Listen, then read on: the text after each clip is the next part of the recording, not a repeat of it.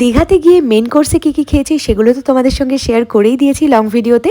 এবার চলো তোমাদের সঙ্গে শেয়ার করি যে বাইরে থেকে আমরা ঠিক কী কী খাবার খেলাম। ফার্স্ট দিন খেয়েছিলাম চিকেন স্টিম মোমো, তারপরে ছিল পাপড়ি চাট, আর আমাদের ভীষণ পছন্দের একটা জিনিস চিকেন কাবাব। খেতে বেশ ভালো ছিল।